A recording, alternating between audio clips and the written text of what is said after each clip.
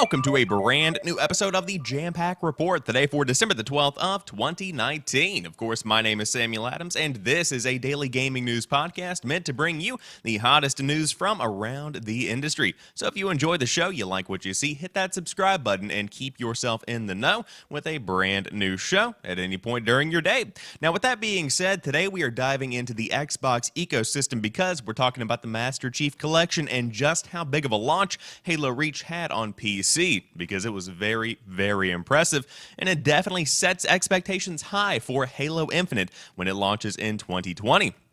Then we will talk more about what the next Xbox is actually going to be named, because they have dropped a hint as to what it could entail. Not really shocking, but still something worth discussing. Then, speaking of Xbox, Forza Horizon 4 is getting a free Battle Royale mode, and finally, Resident Evil 2 is getting a couple of new bonus little perks, courtesy of Jill Valentine. You might have heard of her over the weekend. Now, with that being said, there's plenty of stuff coming later in the week with the Game Awards being hosted tonight, so we'll talk more about those winners tomorrow, and who knows, it could even be its own video. We'll see what happens. But without further ado, let's go ahead and dive into today's top gaming news. First off, Master Chief Collection PC launch is monumental, according to Xbox.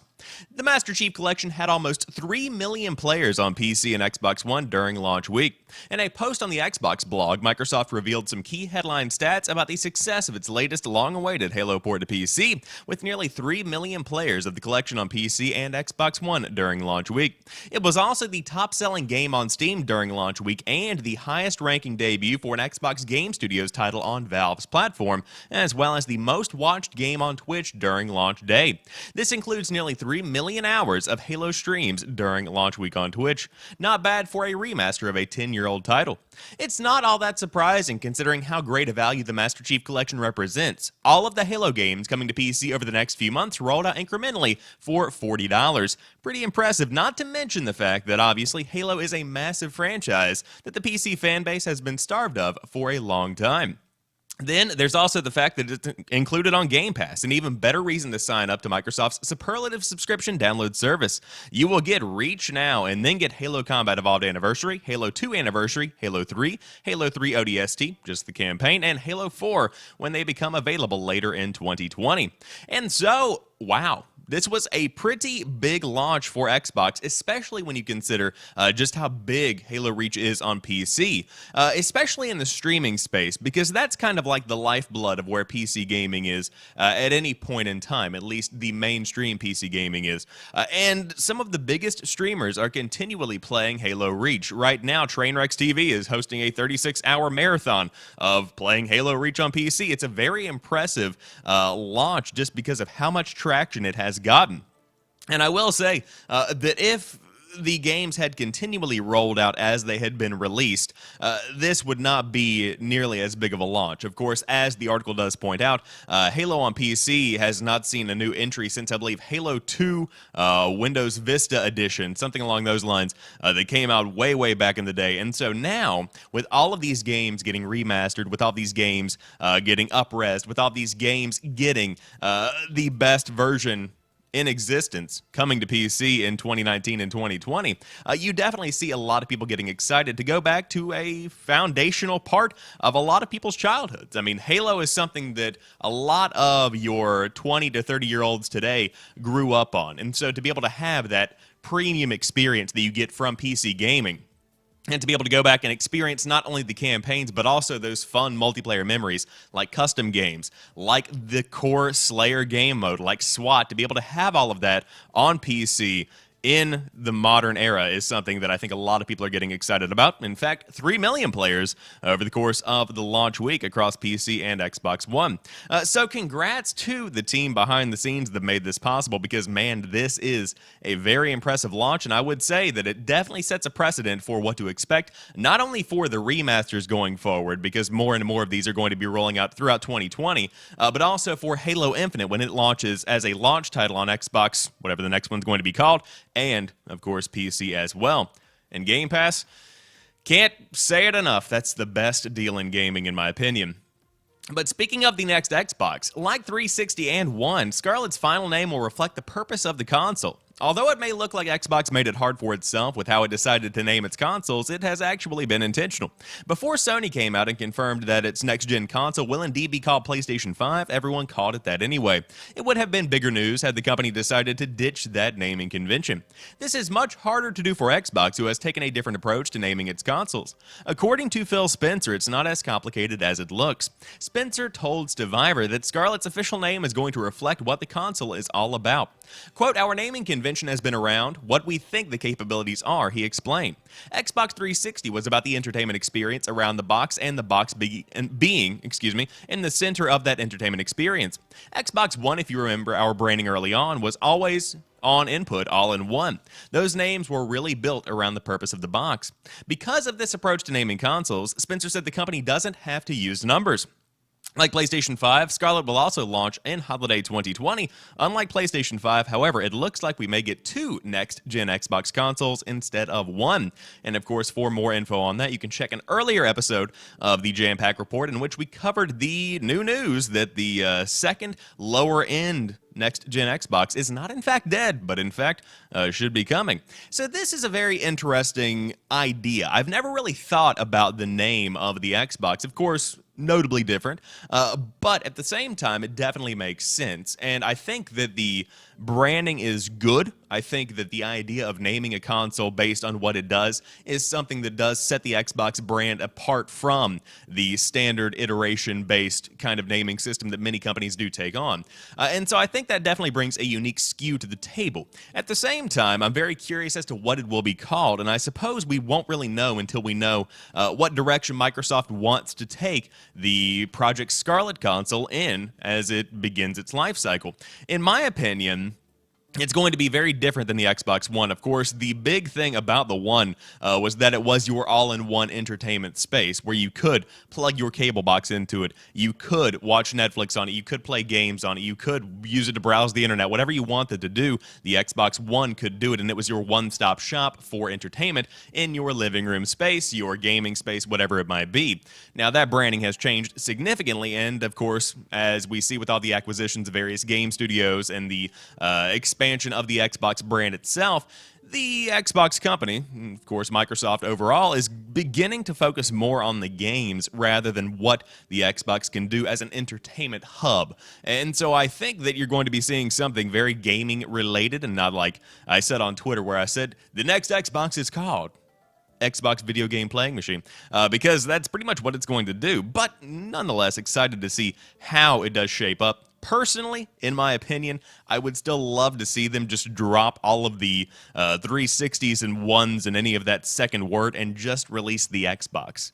I feel like that would be clean, it's fresh, it describes exactly what it is. It is an Xbox. Sounds simple, sounds stupid, but it makes sense to me. However, Forza Horizon 4 is getting a free Battle Royale mode, and it actually looks pretty cool, according to PC Gamer. The Eliminator is a free mode where 72 cars compete to be the last one standing, or is it the first one finishing? Forza Horizon 4 has announced a new Battle Royale mode today, the Eliminator. It is not the first car-based Battle Royale, or the second, or even the third. It is, however, the newest, and it honestly sounds refreshingly different. The Eliminator mode is free and will arrive on Thursday, today, December the 12th, which is like today, at 10 a.m. Pacific. Watch the announcement trailer above. In the Eliminator mode, up to 72 players can join a session together, beginning the match with low-level cars, such as a 1965 Mini Cooper, and then eliminating one another in head-to-head races to earn upgrades and a chance to pick up faster cars, reads the YouTube trailer description. Arena walls can track throughout the game, forcing players closer together until a final white-knuckle race among the survivors determines the winner. Rare car drops with better cars can be found in the world during a session of the Eliminator, and challenging another player to a race is accomplished by finding them on the map, pointing your camera at their car, and honking your horn.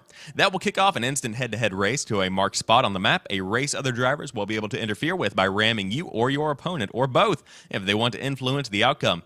If you lose the race, you are out, but if you defeat your opponent, you'll be able to upgrade to a higher level car. There are 10 different levels of cars to earn as you progress. When the shrinking circle closes around the last dozen or so players, a final finish line appears somewhere in the world, and everyone remaining must race to be the first one to reach it. Matches of the Eliminator should last around 15 minutes. And of course, you can watch some gameplay below from a live stream earlier today, starting at about 28 minutes in, if you did want to check out this month's Forza Monthly. So overall, cool idea. You know, that's one thing that I love about all these modes that have come and gone, the modes that have risen in popularity and have begun to wane a bit, because you begin to see innovation pushed because of these modes. And we've seen it in, of course, the FPS genre, to say the least, but other genres, other games have begun to experiment with what Battle Royale can bring to the table. And of course, as I said, things are beginning to kind of calm down. It's beginning to normalize when it comes to the expectations of Battle Royale. But very cool to see that there is a car-based Battle Royale mode coming to Forza Horizon 4. And it looks to be a very fun time. Of course, not quite as run and gunny as something like PUBG, but still I think it does switch things up enough to where it is interesting, and I think it is going to be a very cool experience. So if you do want to dive in and check it out again, Forza Horizon 4 is on Game Pass. It's one of the biggest racers on the Xbox, and of course it is going to be launching today if you did want to jump in and give it a shot. But one thing that's not launching today is a Resident Evil 2 update, but it looks like one could be coming soon because a Steam achievement relates to Jill Valentine, and DLC could be on its way. Remember that Steam achievement which randomly popped up in the PC version of Resident Evil 2? Well, the trinket has finally revealed itself as something to do with Jill Valentine. It has not appeared in the PS4 edition of the game yet, but it's very likely that at least an update is on the way. An entire piece of DLC? We hope so. As you can see below, the achievement clearly relates to Jill Valentine from yesterday's newly announced Resident Evil 3. It asks players to complete the following task: read a letter left behind by Jill. To our knowledge, there is no such file currently in the game signed by the lady herself, so for this achievement to become claimable, an update will need to add something to the title. Whether this is literally just a file for fans to read as part of a new playthrough or a new playable piece of the game in the form of DLC remains to be seen. The Game Awards host Jeff Keighley has claimed that RE3 will not play a single part in the show tomorrow night, but he did not rule out its predecessor. If such a reveal is attached to this achievement, expected to arrive on the LA stage. And so, we look to be getting some kind of new update to Resident Evil 2. In my opinion, this is going to be something very incremental. You could be seeing a new note left behind, as the achievement obviously says, but is it going to be something more substantial? Honestly, I doubt it, just because I feel like they have done all they're going to do with Resident Evil 2, and they're now entirely focusing on RE3. But what better way to drum up some business, and what better way to drum up some players to return to the game than to include some Jill Valentine-based downloadable content, even if it is just a small update with a small little discoverable item in the game. But regardless, very excited about Resident Evil 3's remake, and of course, many people playing Resident Evil 2 right now, because the game has already surpassed 5 million units sold, as we said yesterday, making it the best-selling version of Resident Evil 2. By that, I mean it outsold its original. That's insane. But very excited to see what the Game Awards entail tonight, and we could be seeing some news about this brand new piece of content coming to Resident Evil 2, at least according to this little achievement as found on Steam. But with that being said, that rounds out today's episode of the Jampack Report. If you enjoyed this episode, drop me a like down below. And of course, as always, you can always come back for more 5 days a week, Monday through Friday, to keep yourself up to date on the hottest gaming news. But until tomorrow, you guys have a phenomenal rest of your day. I will talk to you soon, and peace.